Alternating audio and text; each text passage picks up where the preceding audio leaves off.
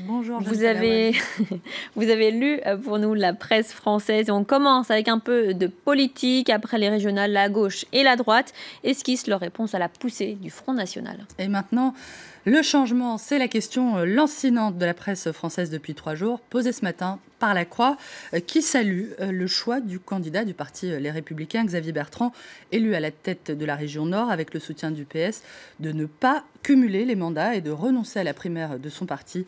Xavier Bertrand, qui contribue à rendre ses lettres de noblesse à l'engagement politique, entendu comme un service et non comme une carrière, selon La Croix. Nicolas Sarkozy, lui, a décidé de remplacer la frondeuse Nathalie Kosciusko-Morizet par Laurent Wauquiez, élu à la tête de la région Auvergne-Rhône-Alpes pour faire office de numéro 2 du parti, d'après le Figaro.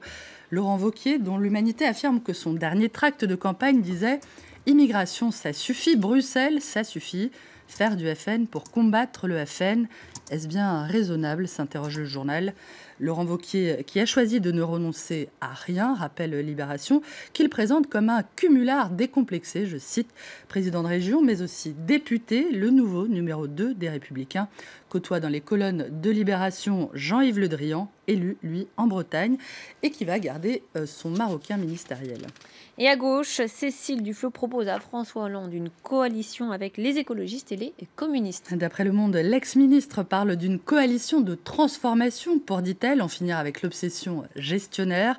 Pas sûr néanmoins que cette proposition aboutisse. L'Humanité vilipende les dernières annonces de Manuel Valls pour lutter contre le chômage.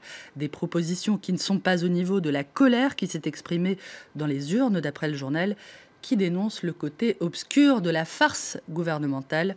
François Hollande, on le sait, semble plutôt jouer la carte du rassemblement avec le centre, une stratégie qui pourrait toutefois lui coûter sa présence au second tour de la présidentielle.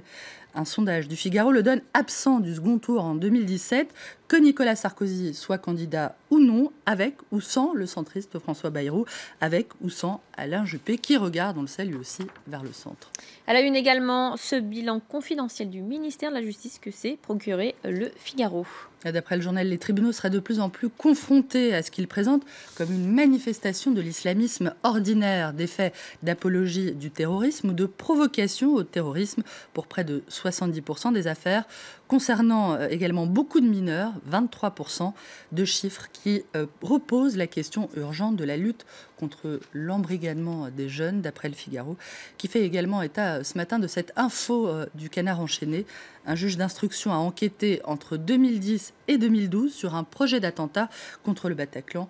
Le Canard évoque l'apparition dans ce premier dossier clôturé par un non-lieu de Farouk Ben Abbès, qui est un proche de Fabien Klein, ce Français qui a revendiqué les attentats de janvier au nom du groupe État islamique.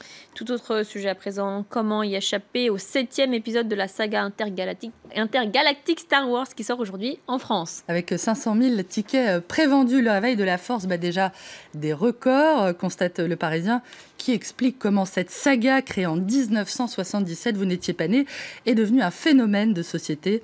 Dans le dessin de Rançon, un François Hollande casqué demande même à Manuel Valls d'annuler tous ses rendez-vous pour qu'il puisse aller voir Star Wars incognito. T'as pas peur qu'on te prenne pour Dark Vador. Le déguisement du président, on le voit, n'est pas tout à fait au point. Pour affiner un peu le costume, je lui propose donc de se mettre en relation avec la Légion 501, ces Obélix de la guerre des étoiles, des fans costumés tombés dans Star Wars quand ils étaient tout petits, qui racontent dans Le Monde la façon dont ils se sont fait enrôler. Âme sensible, s'abstenir, car oui, il y a un côté obscur de la guerre des étoiles. C'est ce qu'explique Libération.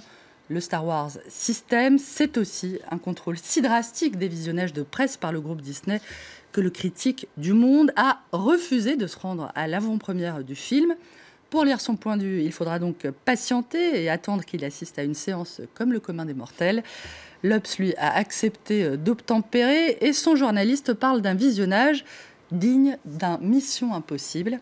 En attendant, je vous recommande de jeter un cil au petit bréviaire de Slate pour savoir parler le Yoda, où l'on apprend que la façon d'inverser les mots, comme Yoda parlait tu dois, s'appelle l'anastrophe, et qu'un philosophe, Olivier Pourriol, lui a même consacré un livre, Ainsi parlait Yoda.